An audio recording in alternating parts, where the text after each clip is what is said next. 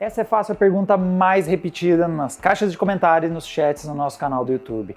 Como fazer a combinação de placa de vídeo e processadores? E vem coisas do tipo, que placa de vídeo eu posso usar com um Core i3 9100? Qual é o processador que eu preciso para uma 2060? Se um Ryzen 7 e uma RX 5500 XT vai dar uma boa combinação? E a verdade, galera, é que a gente se esforça ao máximo para ajudar vocês, mas essa não é uma boa forma de perguntar. Essa dúvida não está bem encaixada porque nós não conseguimos dar a boa resposta para vocês porque a pergunta não é a mais indicada. Esse vídeo nós vamos fazer o seguinte, nós vamos mostrar para vocês como é uma abordagem mais correta e melhor para você montar o seu PC Gamer. Afinal, para ter a resposta certa, você precisa saber qual é a pergunta primeiro.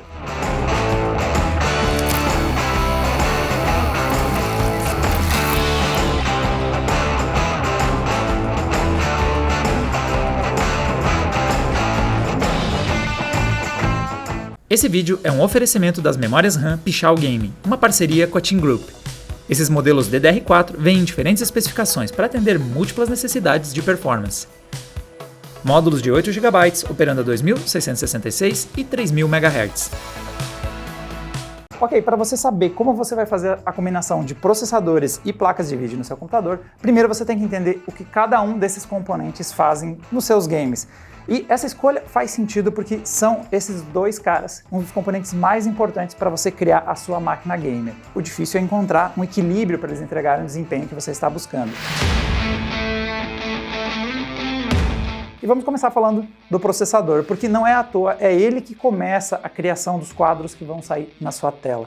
O processador, ou a unidade de computação principal, ela tem a função inicial quando você vai fazer os gráficos no seu PC, porque é ela que vai fazer o envio dos pedidos para a placa de vídeo para fazer os quadros. Então, por isso, ela tem uma carga muito importante na performance do seu PC, porque se esse cara aqui não dá conta do fluxo de trabalho, ele acaba travando todo o resto do seu game. Então, o processador é responsável por pegar a modelagem, todos os elementos, texturas e enviar para a placa de vídeo. Ele inicia o processo de criação dos gráficos que vão sair na sua tela. E ele tem várias outras coisas em segundo plano. Então, por exemplo, em jogos de mundo aberto, ele precisa lidar com muita geometria, com muita física, e também tem que lidar com a inteligência artificial dos NPCs que estão participando aí do seu gameplay. Ou seja, este cara é muito demandado dependendo do nível de complexidade do game que você está jogando. Então é aí que nós temos a primeira pista do que você precisa cuidar no seu processador. Quanto mais complexo for o jogo que você quer jogar, maior o mapa, maior o número de jogadores, mais física envolvida, melhor precisa ser o CPU que você vai comprar para o seu sistema. Um bom exemplo dessa situação é esse teste com o Assassin's Creed Odyssey, que é um jogo que demanda muito do processador. Então quando a gente roda ele com o Pentium G456, processador de R$350, que tem 2 núcleos e 4 threads, ele consegue rodar o jogo na taxa aí dos 30 quadros por segundo, como vocês estão vendo aí na tela. Esse é o máximo que ele consegue, porque o Assassin's Creed Odyssey tem muitos NPCs, tem um mapa muito grande, tem um grau de complexidade muito alto.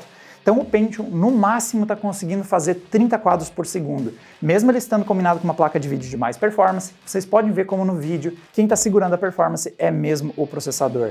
Agora, se você investe em um processador mais potente, como um Core i9 da vida, você consegue elevar a taxa de quadros, como vocês podem ver aí, subindo muito acima dos 60 quadros. Então, nesse caso, não adianta a gente dar uma placa de vídeo melhor para o Pentium, porque por mais que a placa de vídeo faça mais quadros, é ele quem inicia o processo que vai criar os quadros e ele está no limite. Ele consegue fazer até uns 30 quadros por segundo. Acima disso, bate no limite dele. Então, você tem que ficar de olho que quando você quer um jogo muito complexo, muitos jogadores, você tem que ter em mente que você precisa investir em um bom processador. O processador também acaba sendo uma peça crucial, porque se ele não der conta, ele vai simplesmente quebrar todo o seu sistema. Então, por exemplo, nesse gameplay, a gente está jogando GTA com um processador que não tem performance suficiente para rodar o game. Então você começa a ter muito problema de stuttering, que é literalmente o jogo todo está engasgando, está dando aquelas paradas, porque o processador está travando. E quando ele trava, ele faz todo o processo ficar parado junto com ele. Então você tem essas engasgadinhas. E em casos mais graves, como nesse próprio gameplay que eu estou mostrando para vocês, eventualmente o jogo para de funcionar, a física não tem mais modelagem, porque simplesmente o processador não deu conta de rodar o game. Então é muito importante você ter cuidado com o processador que você pega, ele precisa ter performance suficiente para dar conta do jogo que você quer jogar. E agora vem a segunda parte.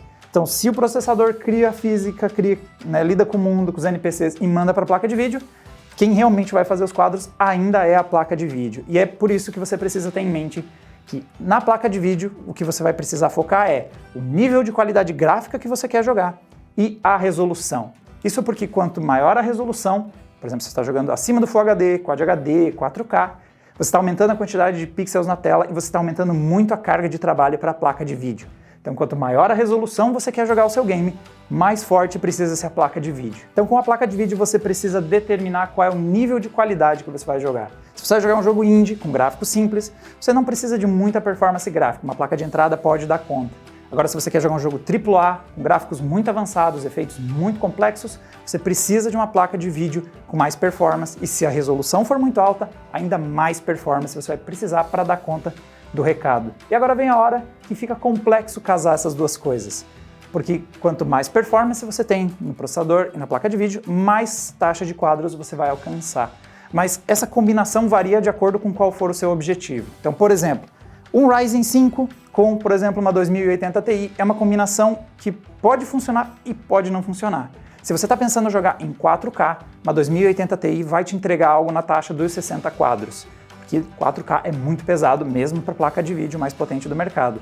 O Ryzen 5 é um processador que dá conta de 60 quadros, então essa combinação vai funcionar muito bem, porque ambos vão ter uma taxa de quadros dentro aí do seu objetivo. Se você quer jogar 4K, 60 quadros, Ryzen 5 e uma 2080 Ti é uma boa combinação. Esses dois caras vão funcionar.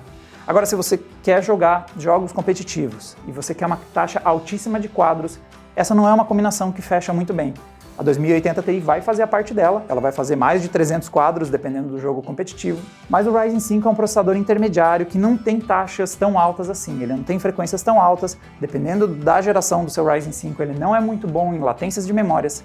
Então, se você quer jogar um jogo a mais de 300 quadros, você precisaria até inverter essa combinação. Você precisaria de um processador com mais força para conseguir dar conta da taxa de quadros que você quer rodar esse game, e poderia até pegar uma placa de vídeo mais básica, porque quando falamos de jogos competitivos, muitas vezes eles não são tão exigentes com a placa de vídeo e você consegue rodar ele a mais de 140, 150 quadros, mesmo com um cara mais intermediário, como aqui a 1650 Super que eu tenho aqui na mão. Se o seu foco é jogar em Full HD, games mais leves, ela provavelmente vai conseguir entregar essa taxa de quadros alta. Então o que você precisa fazer é investir mais no processador.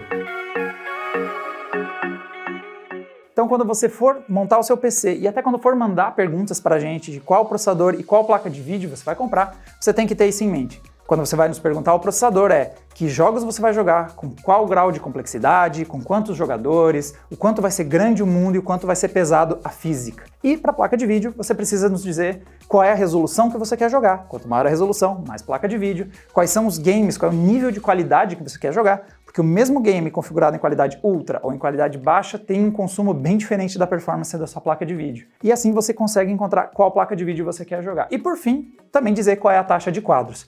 Quando você está mirando num gameplay a 60 quadros, fica muito mais fácil, várias placas de vídeo vão conseguir dar conta, vários processadores vão dar conta.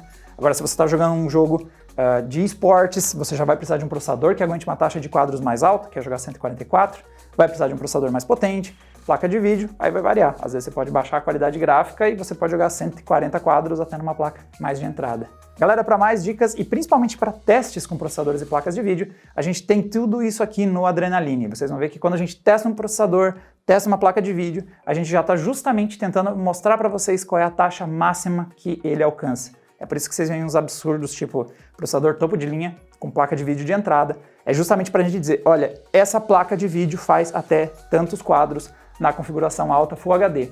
Ou o contrário, quando a gente pega uma 2080 Ti e coloca com, sei lá, um Pentium, é justamente para dizer, a placa de vídeo está sobrando, o que a gente está mostrando aqui é quantos quadros o Pentium aguenta fazer, ou quantos o Ryzen 5, ou quantos o Ryzen 9, todas essas configurações, para vocês saberem qual é a taxa de quadros e se ela alcança, qual é a meta que vocês estão buscando para o sistema que vocês vão construir. E para mais testes, é claro, temos também o adrenaline.com.br, lá no site tem as nossas notícias e também as análises onde você vê gráficos comparativos de desempenho para ajudar você a escolher como montar sua maquinazinha gamer. Até a próxima, galera. Tchau, tchau!